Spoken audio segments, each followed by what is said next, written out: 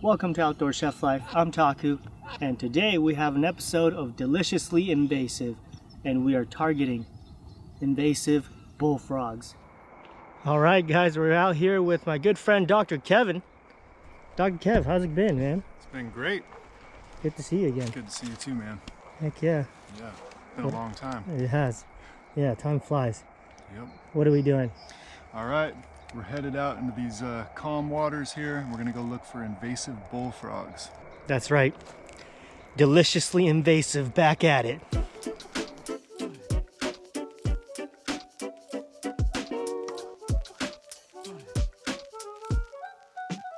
What's the reason doing that in the evening? They're mostly gonna be active at night, so they're pretty much nocturnal. Okay. And so Yeah. if we're out here at night and we've got lights, then they're usually pretty active and they'll call to us basically. Yeah. This would be like end of the season, you say? Yeah, it's starting to cool down, so this is usually a summertime thing, so this is like our last hurrah. What's our goal? You just go down there? Yeah, we're gonna bushwhack through the weeds here until we get to open water. We'll head down, and there's a couple patches down there that I scouted maybe 3 weeks ago where there was a whole lot of action. You'll hear them, they're just like, they sound kind of funny. They're like, whoa, whoa, like very vocal. Oh. So when we hear them, we can kind of sneak in there, we'll light them up, and if we can get in close, then we're gonna stab them with a tool that's called a gig. A gig. Yep. Gig 'em. Gigging frogs. Try not to get eaten ourselves. All right, man, I'm gonna hop in. Okay. All right, I'm gonna blaze a path and you just follow me, huh? We'll try. Don't make tight turns.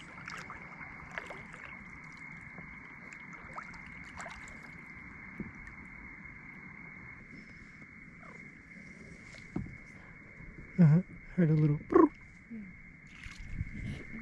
Oh, that might have been a frog.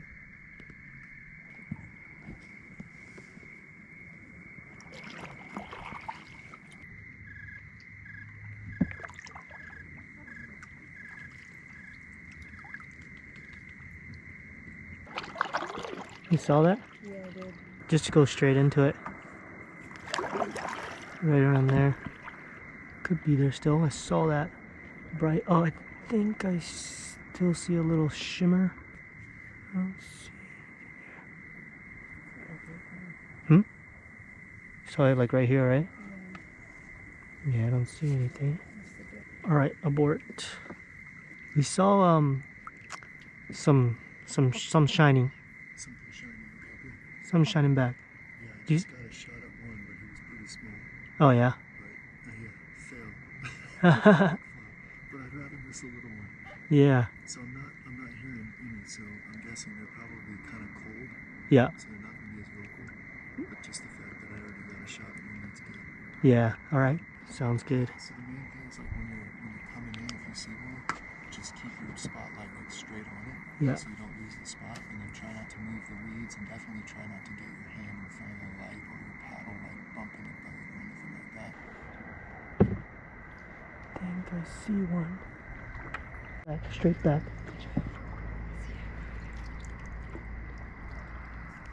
Oh, that was too slow. I see it. I see it.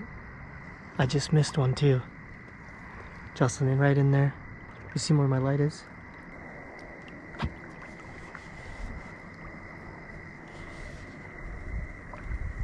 I dropped my flashlight, but I got him. I got him. I got him. I got him, guys. Except I dropped my flashlight. All right, well, I guess I got one at least. I can't even tell you how happy that makes me. I just missed one too. These are American bullfrogs. They're actually native to certain parts of the United States, but they're invasive here in California. And originally they were imported as a food source, which is what we're going to showcase today. And they seem to have escaped either from farms or from farms in combination with some folks keeping them as pets and then letting them go. And the problem with that is there's no predators here that are really adapted to hunt these particular species. And so what happens is their sheer size allows them to eat all kinds of local native species. These are much, much bigger than our native frogs. So they target frogs like red-legged frogs, yellow-legged frogs, and these are now federally threatened species. Got him. There it is. It's freaking sweet. Nice job. Oh yeah.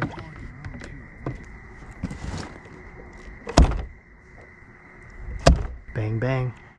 Just right between the eyes? Yeah, just here. Hook to Cook gave us the perch pouch being used for bullfrogs. Come in the frog pouch. Got one. You see any over there? No. Yeah, there was two right here. The Yeah. one I missed, and then you spotted that one, and boom, boom. I saw that. There might be maybe a couple more here. Well, guys, we got our first bullfrog. Not much in terms of them being vocal, making frog noises. I guess it's just a little too cold, a little late in the season for that. But yeah, we saw two right there. That's pretty cool. Hopefully we could get a few more so we can have at least a meal. They target native fish, they eat baby birds, they eat all kinds of stuff. So getting them out of the water is actually very good for the environment. That's what this series is all about. Taking care of the invasive species and making delicious food out of them. It's pretty cool. Cleaning up the ecosystem at the same time, And it's a lot of fun out here. It's really quiet. Jocelyn saw a shooting star, so that's pretty cool too. Yeah, I see it. We're gonna have to go in there quietly. Just go in there real slow. Just a little more. You're stuck? Okay. Got him. Oh, there's another one there. Okay. It's a little guy. He's stuck in all the weeds. I got him. There you go. Number two, baby. That's awesome. Yeah. There's like a couple more when I stabbed this guy. A couple of them jumped away.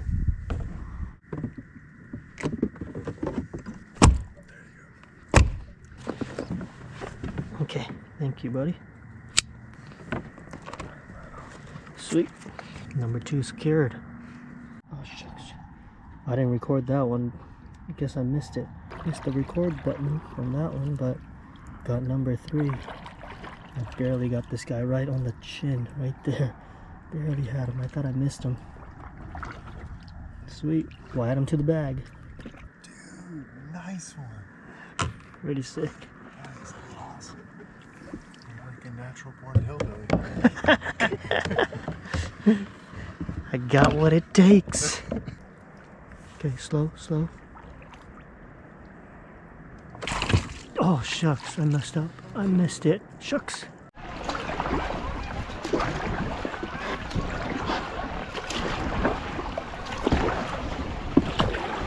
Along those lines, if you're going to go out for bullfrogs, make sure you're 100% positive on your identification. The last thing we want to be doing is targeting these native and federally threatened species. We want to only hunt the invasive species. They don't look really like the bullfrog, but if you're just kind of going out like, oh, frogs are invasive, let me go for frogs, you could confuse our native species with some of the smaller bullfrogs. But the bullfrog's just absolutely so much bigger than the native species. That's one way to tell them apart. So I am by no means an expert on cleaning frogs or hunting frogs, but what we did was we put a knife through the brain after smacking it in the head, and I also severed the backbone. That's the easiest way to kill these guys. They're harder to kill than a monkey-faced eel, and that's saying something. So I kind of give them the triple tap, and that way they're not moving in the morning. If you just put one through the brain or just hit them in the head, they will absolutely be alive. And you'll see that the nerves are still moving. Even when we take the legs off, we're gonna put these in salt water and you're gonna see them kick like crazy. So we're gonna go just above the pelvis right here. We're just gonna make a cut down. And then I'm just gonna give this a smack with a stick here to get through the backbone. cut that and get rid of this part, and this is what we're after. So you can make a little cut right here, going between the dark and lighter skin here, just to separate it out a little bit. What I want to do is just kind of get my fingers between the skin and the meat. This is also much easier when the frog is fresh caught. This one we got last night, so it's going to be a little bit harder. But you're basically just using your hands to separate between the skin and the meat. Taking off the pants to the joint here where the foot is, and then you're just going to pop right between the joint here to sever that out. We'll give this a solid rinse, but that right there is nice, white, clean frog meat. Yeah, it looks like, I don't know, chicken legs, chicken wings, kind of. Yeah. Yeah. So let's put some salt and some water in here, and then we're going to rinse it off. And this is an important point. Frogs, as well as turtles, if you're going for invasive turtle species, they carry salmonella on their skin. So you want to make sure when you clean them off that you get them into salt water. Of course, the salt water causes all kinds of reactions with the muscle, and so it causes it to kick like crazy, which is a little weird.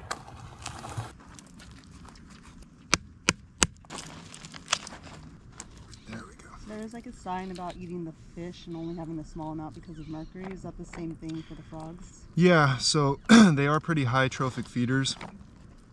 They won't live as long as certain species, but definitely like with any species, especially in slow moving waters, you want to be sure that you're not eating too much.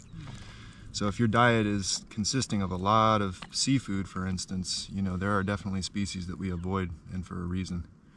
My brother's a fisheries biologist, and so we've been talking about doing a video specifically on that. Just why it is that we have certain things in the waterways out here, and which species are best to avoid and which ones are best to eat on a regular basis. But from what I know, from talking with people who have studied these, they don't tend to be too high in toxins compared to other things, but they are eating all kinds of stuff, so.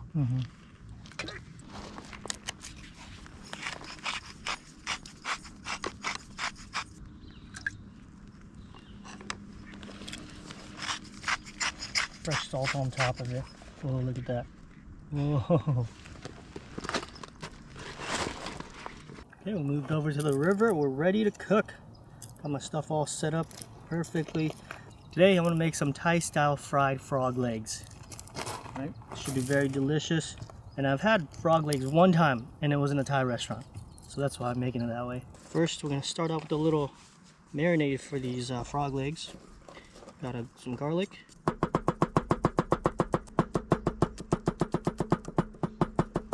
Okay, I'm going to take half of this for the marinade, half of it for the sauce.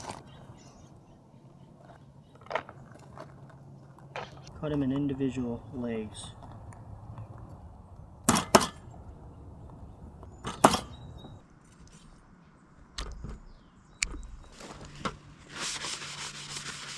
Frog legs, I was going to say chicken wings. Got the garlic in there, a spoonful of honey. A little bit of salt and a bit of soy sauce. And I forgot to bring the fish sauce. I was gonna do fish sauce, but no fish sauce, I guess. It's alright. Right here I have a little bit of potato starch. Add that in there.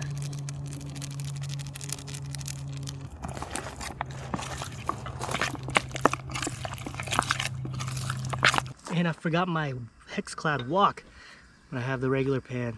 That'll do. I love the hex-clad wok. Oil. I have a little bit more potato starch right here. I'm going to take one of these legs and dump it in that potato starch. It's going to get nice and crispy.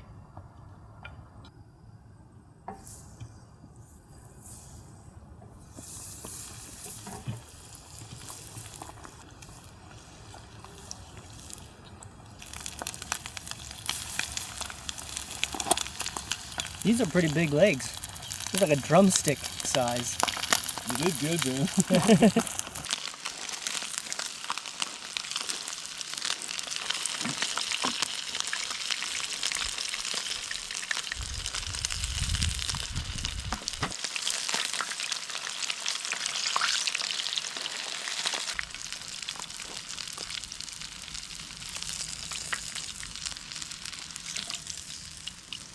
We'll do a double fry. I don't think it's done yet. Looks good though, man. Yeah.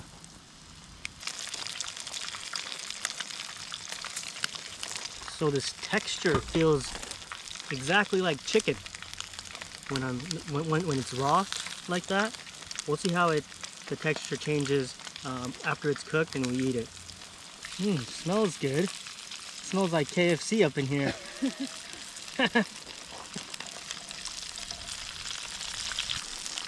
All right, I'm gonna do a double fry on these guys, so I'm gonna toss them back in. Oh, geez. Go out, okay?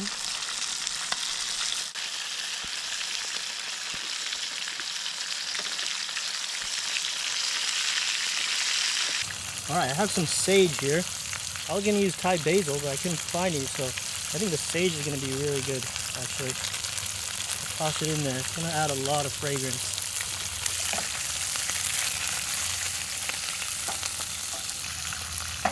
Yeah, it smells so good already.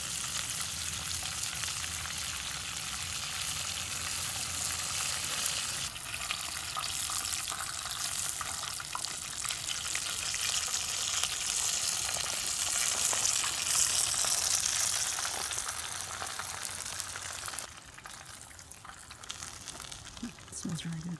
Now let's make the sauce. Just a touch of oil with some peppers, jalapeno, and some Fresno peppers and garlic in here. Give it a little seasoning, salt and pepper. I'm gonna go in with a little bit of butter, a little bit of potato starch, just to thicken it.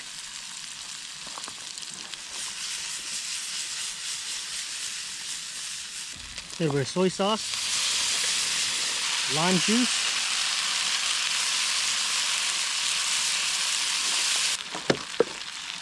add a little water.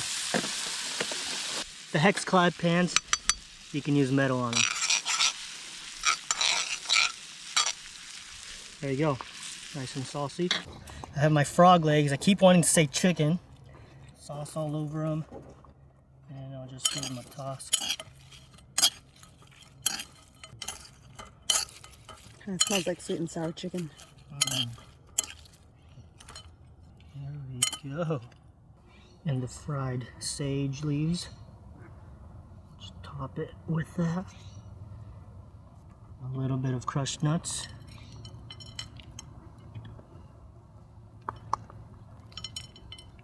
Okay, there we have it.